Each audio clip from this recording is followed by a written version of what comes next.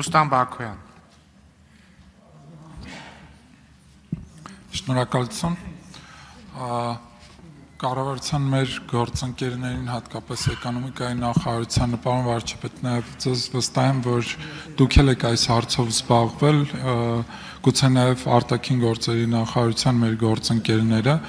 վերջի ժամանակաշրջանում կոնյակագործները բախվում են մի խնդրի, որը պայմանավորված է արտահանման հետ եւ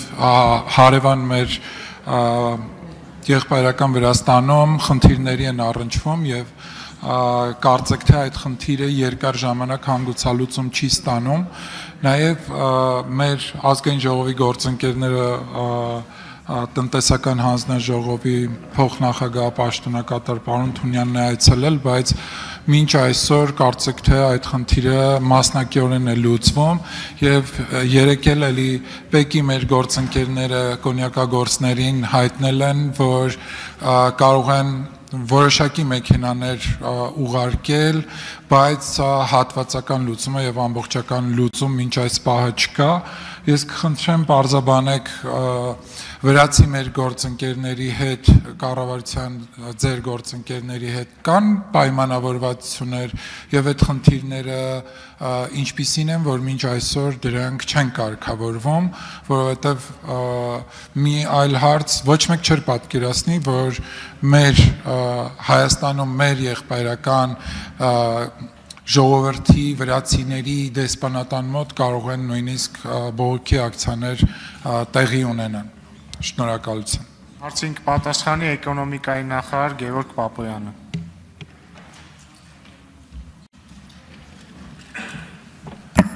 Պարոն Բաքոյան, շնորհակալ եմ հարցի համար։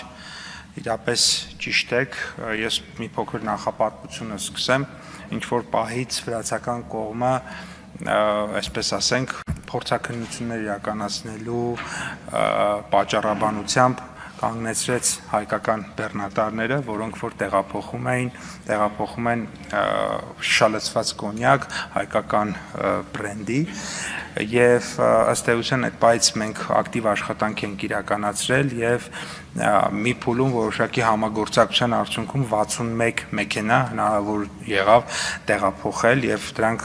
ամբողջությամբ արդեն Ռուսաստանի Դաշնության տարածքում են, այսինքն այն վերջնակետում, որտեղ որ պետք է գնային, դրանից հետո որոշակի մի քանի օր կանգ տեղի ունեցավ, 3 նորից սկսել ենք ակտիվ աշխատանք, այսինքն ակտիվ աշխատանքը մշտապես եղել եւ 3 խոստացան, որ 50 մեքենա թույլ կտան, մինչեւ ես այստեղ կգայի 1 ժամ առաջվա դրությամբ արդեն 33 մեքենայի, այսպես ասած, դրական թույլտվություն տեղի ունենում եւ ընթացքը շարունակվում է, վրացական կողմը խոստացել է մեզ, որպեսզի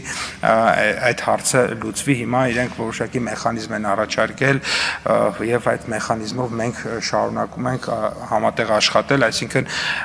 ընդհանուր առմամբ խնդրեմը, որ դուք ներկայացրեցիք կա եւ բայց նաեւ պետք է նշեմ, որ այսօրվա դրությամբ մենք ունենք դրական զարգացում, մասնավորապես 33 մեքենա այդ դուրս է եկել Գեզի կոչված մաքսային տարածքից եւ գնում է դեպի Վերին Լարց, այսինքն իրենք հիմա ճանապարհին են։ Արձագանք։ Շնորհակալ եմ, պարոն Պապոյան։ Վստահ եմ նաև տեղյակ եմ ձեր աշխատանքից, էկոնոմիկայի նախարարության աշխատանքից, կառավարության մեր մյուս գործընկերների, կառավարության ղեկավարի անհանգստության մասով, խորհրդարանի կատարած աշխատանքով կամ փորձերը, որ այս խնդիրը լուծվի։ Դուք խոսեցիք հատվածական լուծումների մասին, որ այս պահին առաջացել են թե մեքենաների լոկացիան ինչպիսին է, բայց խնդիրը որն է, որ ինչ որ պահից վրացի մեր գործընկերները խնդիր են իրենց արժեվ կամ որևէ խնդիր են դրել եւ դրանից հետո սկսել է նման խնդիր առաջանալ եւ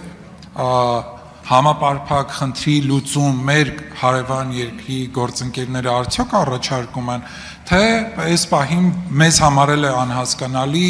ինչի են նման մոտեցում իրենք ցուցաբերում։ Շնորհակալություն։ Տեսեք, իրենք մեզ ասում են հետեւյալը, ասում են, որ կան իրենք ունեն կասկածներ, որ այդ մեքենաների կամ այդ կոնյակի մի մասը, այսպես ասած, կոնյակ չէ եւ պետք է որոշակի փորձաքննություններ իրականացնել։ Ես պետք է նշեմ, որ ըստ էության այդպիսի իրավունք ունի այն երկիրը, որը ստանում է այդ ապրանքը, փոխադրող տրանզիտ